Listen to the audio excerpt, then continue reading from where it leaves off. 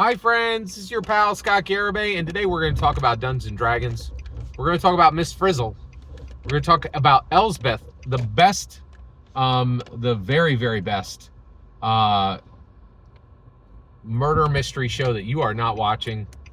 And we're going to talk about emotional, intellectual, and spiritual cosplay. All right, let's dive in. Okay, so, I was incredibly blessed to be born in 1970. And then on Thursday, February 7th, 1974, Gary Gygax dropped an absolutely incredible change to how humans process narrative and identity, which is Dungeons and Dragons. And since then, we've been hurtling toward a new reality for humans, like where we're no longer trapped within one narrative or within one identity. We can craft narratives and identities as we wish. That's new. We really didn't have that option before, right? And it really has changed how I process everything. Like it's pretty incredible.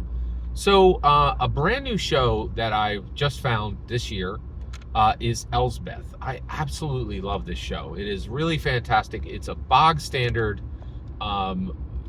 NCIS murder mystery, but the main character is really, really unusual. She is a lawyer who dresses in really outlandish ways and is actually not there to help the police officers, but she is there to stop the police from doing corruption, right? Really, and it sounded like a terrible setup to me, but I fell in love with this show.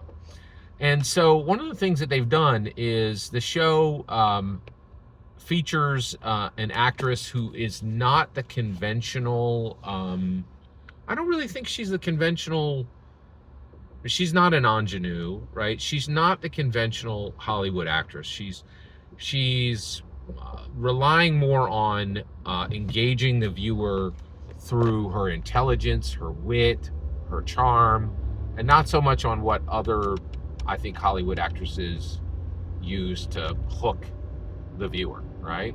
So it's really unusual. And part of that is they dress her extremely unconventionally. And so I'd paid attention to this, and I was like, oh, that's really interesting the way they dress this character. It's not like anything you've ever seen on television. Truly unique, right? And I would have loved to have been a fly on the wall on how they developed this character, but it's really, really interesting. But one of the things is she always wears a large coat, a hat, and she carries all these handbags, right? And her the way she looks on screen is she's kind of an array of color, right? And so it's fun to watch. It's just really enjoyable, right? Well, at one point we get to the point where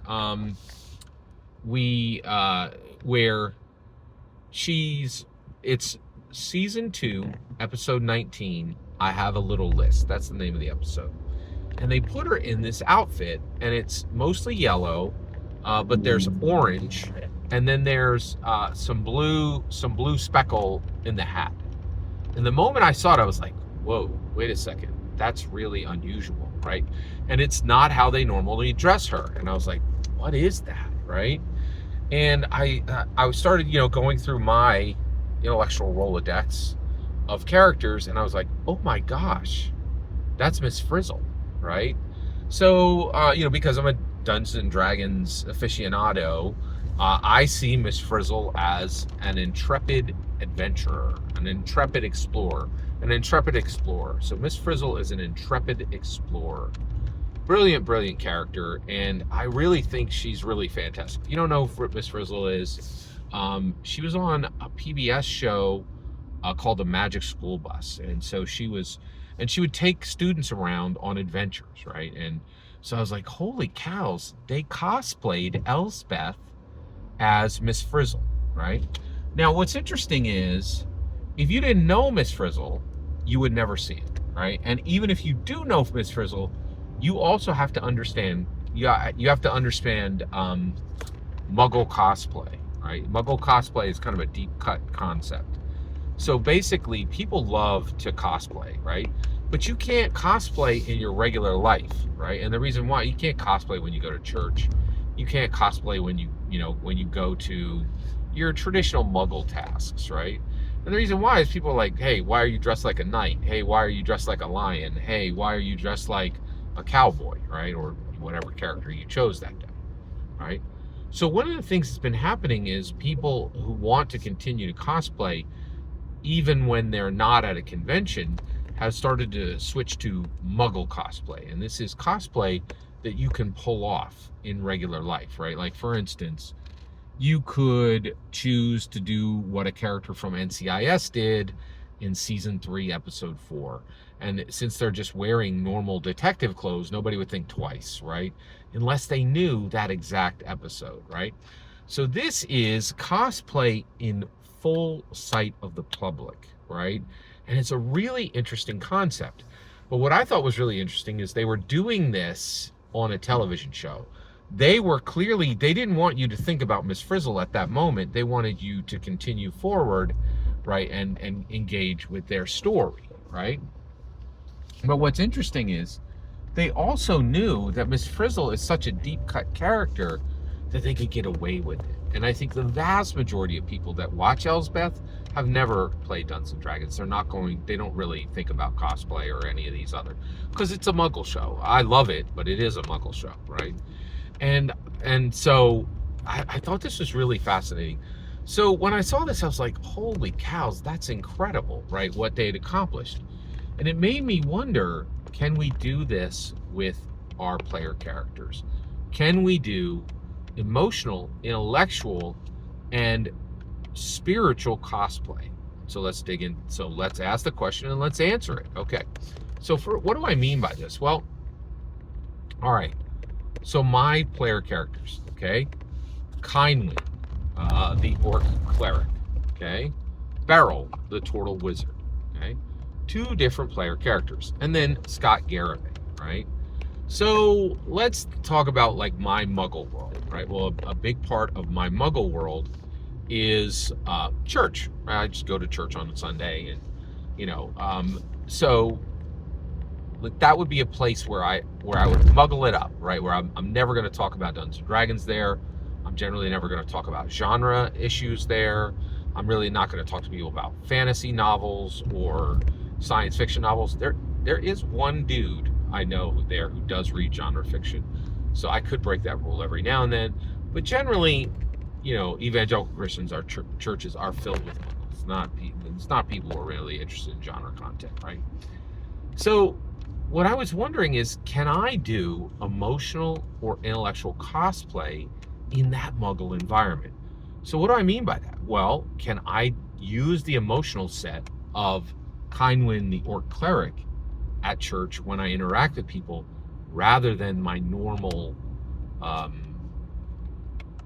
emotional set, right? For instance, like one of my friends at church after church is like, hey, did you see that new thing that Joe Rogan said? I thought that was really outlandish, right? And then, like, sometimes I get really riled up by what they say, because I'm far more conservative than they. Exact opposite. I'm far more liberal than they are, right? And so we'll kind of get spun up, and I'll get like, oh, I don't know, I think they're wrong there, like, kind of, and get vexed, right? My emotional set would be vexed. But like, what if I wanted to extend a different emotion set, right? Like Kindwin, the Orc Cleric, he wouldn't have the same emotions about Joe Rogan, right? So I could use the emotion set from Kindwin, the Orc Cleric, rather than the emotion set from Scott Garibay.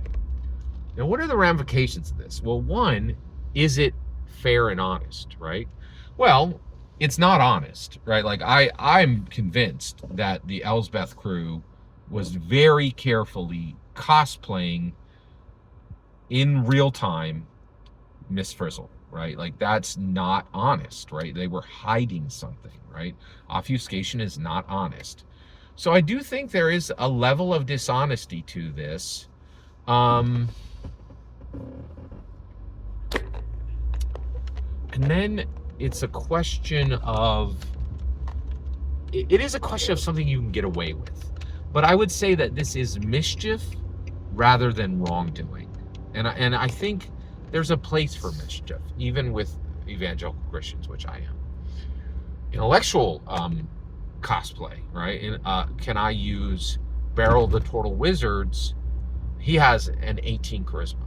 I only have Scott Garrett only has a 16 charisma, right? But if I want to be smarter, right, can I wear the intellectual cosplay of Beryl that day, right? Give myself a +2 intelligence, and use bigger and better words with my friend, right, in our conversation after church. I think that's fine, right? Now, can I do spiritual cosplay? Could I, choose one of my Dungeons and Dragons characters that actually, let's say that I'm playing D20 Modern, right? And my character is Muslim. Could I do that? Absolutely not. I could not do that. And the reason why is I'm an evangelical Christian, right? So there's no way I could replace my own spirituality, as a Christian with a Muslim belief. That would be breaking my own code, okay? Well, what the heck did you even bring it up for, Scott? For you atheists and agnostics, right? Especially agnostics. You guys are like, I don't know. You guys could. You absolutely could. You could play, you could do spiritual cosplay as an evangelical Christian. You could do spiritual cosplay as a Mormon. You could do spiritual cosplay as a Muslim. That would be completely appropriate because you would not be breaking your own code, right? Which I think is really interesting. That is really fascinating to think about how you could do that. So I think this is something we absolutely can do and should do. Every single word you just heard in this video is my humble opinion.